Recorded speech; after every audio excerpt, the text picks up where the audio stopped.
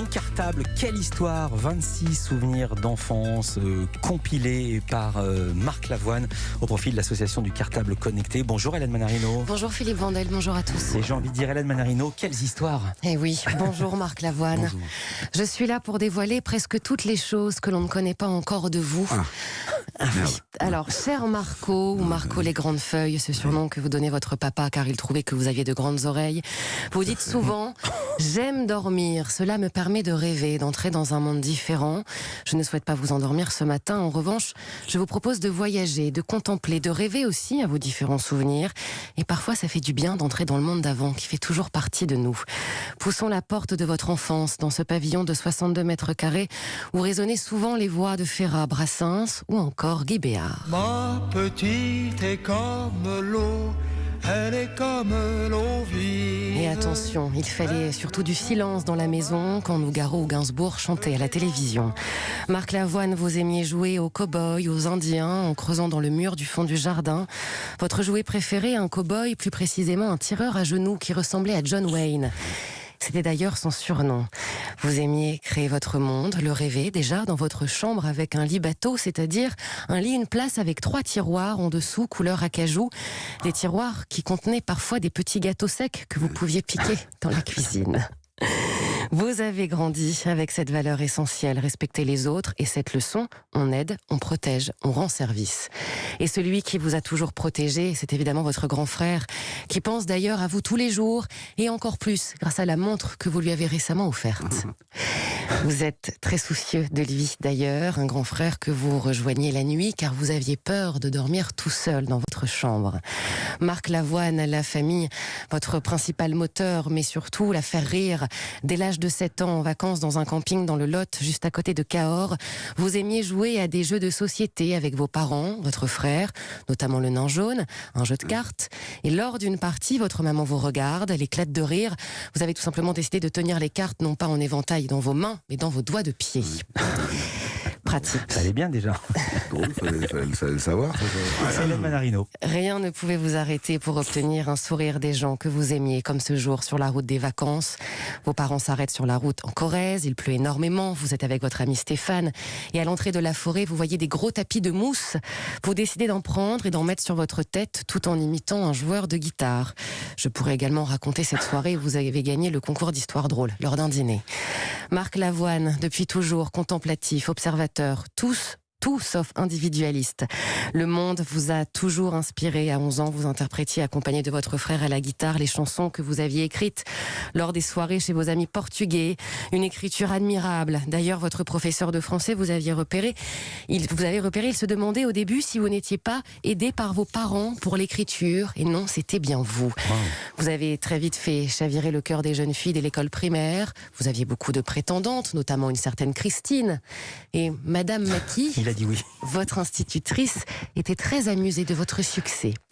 Alors continuons de revivre ce rêve d'enfant, Marc Lavoine, de voyager dans votre mémoire, et nous arrivons à votre adolescence, vos balades avec vos amis, Billy, Coyote, ces booms où vous arriviez toujours le dernier puisque vous mettiez un temps fou à vous coiffer dans la salle de bain.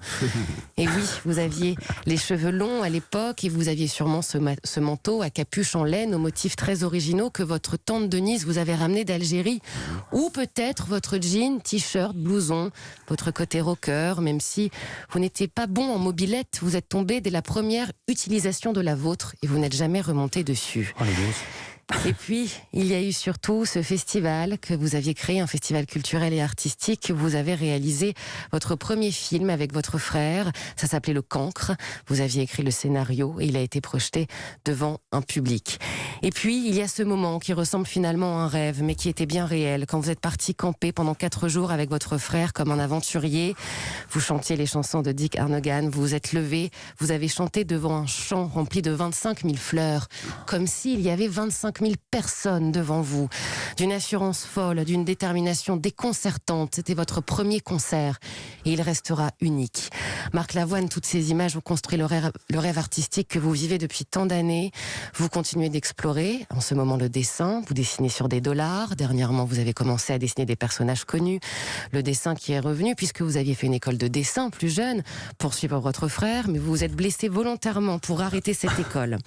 Et puis il y a aussi votre côté sportif, le vélo d'appartement, vous faites attention à votre ligne, pas d'alcool, juste de l'eau, du chocolat, oui. Vous êtes souvent à la recherche de votre téléphone, vous avez une passion pour les chevaux, dont un qui porte le nom d'un célèbre film avec Anthony Hopkins, Hannibal. Marc Lavoine, vous aimez... savez des choses. Elle sait tout. Vous aimez le calme, lire, marcher, l'apaisement, la sérénité et finalement le rêve de tout homme et vous embarquez votre public depuis presque 40 ans dans ce rêve qui rend finalement la réalité plus belle. Merci beaucoup, Hélène Merci Manarino. infiniment, madame. Hein, ça vous a scotché, Marc? Un peu, oui, parce qu'il y a Ouais. des trucs quand même. À mon avis, vous avez eu mon frère au Et téléphone. il y a un truc d'encore plus dingue, c'est que pendant qu'elle parlait, avant qu'elle évoque le dessin, Oui, vous avez pris le livre et vous êtes mis à dessiner. Parce que quand on parle de mon frère, je me mets à dessiner. Et vous avez dessiné quoi? Non, rien, un Indien. Et vous jouiez au cow-boy oui, aux je Indiens dessine avec des votre frère. personnages connus maintenant. Je Ouais. dessine des poètes. Parce que mon spectacle est basé là-dessus. Et du coup, je me suis mis à faire toute une galerie de portraits. Je ferai un tract avec pour l'Olympia. Ouais. Parce que on est dans une période difficile, on est dans les années 20. Et les années 20, c'était vraiment un mélange d'artistes, Hemingway, Man Ray, enfin...